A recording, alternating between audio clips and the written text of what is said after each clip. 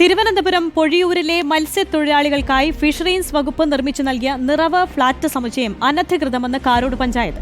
ഫ്ളാറ്റുകളുടെ നിർമ്മാണ അനുമതിക്കായി ഫിഷറീസ് വകുപ്പ് പഞ്ചായത്ത് അധികൃതർക്ക് അപേക്ഷ നൽകിയിരുന്നു. എന്നാൽ മാലിന്യ സംസ്കരണത്തിന് മതിയായ സൗകര്യങ്ങളില്ലെന്ന് ചൂണ്ടിക്കാട്ടി പഞ്ചായത്ത് അനുമതി നിഷേധിച്ചു.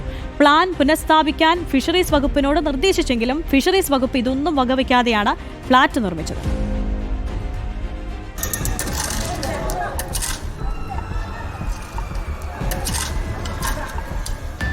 2021 കൊളത്തൂർ ഗ്രാമപഞ്ചായത്തിലെ മത്സ്യത്തൊഴിലാളികളെ പുനരധിവസിപ്പിക്കുന്നതിന്റെ ഭാഗമായി സംസ്ഥാന ഫിഷറീസ് വകുപ്പ് കാരോട് പഞ്ചായത്തിൽ നിറവ് എന്ന പേരിൽ ഫ്ളാറ്റ് നിർമ്മിച്ചു നൽകിയത്.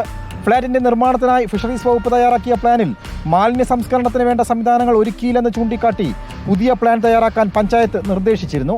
എന്നാൽ ഫിഷറീസ് വകുപ്പ് പുനഃപരിശോധന നടത്താതെ ആദ്യം തയ്യാറാക്കിയ പ്ലാനിലാണ് ഫ്ളാറ്റ് നിർമ്മിച്ചത്. ഇതോടെ കെട്ടിട നമ്പർ പോലും കിട്ടാതെ 126 ഫ്ളാറ്റുകളിലായി 400-ലധികം കുടുംബങ്ങളാണ് പഞ്ചായത്തിന്റെ ആനുകൂല്യങ്ങൾ കിട്ടാതെ ഫ്ളാറ്റിൽ കഴിയുന്നത്.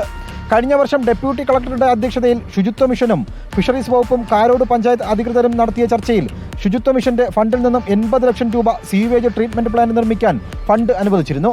നവംബർ മാസം DPR അടക്കം നടത്തിയെങ്കിലും നാളിതുവരെയും മാലിന്യ സംസ്കരണത്തിലുള്ള സംവിധാനങ്ങൾ ഒരുക്കാൻ ഫിഷറീസ് വകുപ്പിന് സാധിച്ചിട്ടില്ല. റിപ്പോർട്ടർ, തിരുവനന്തപുരം.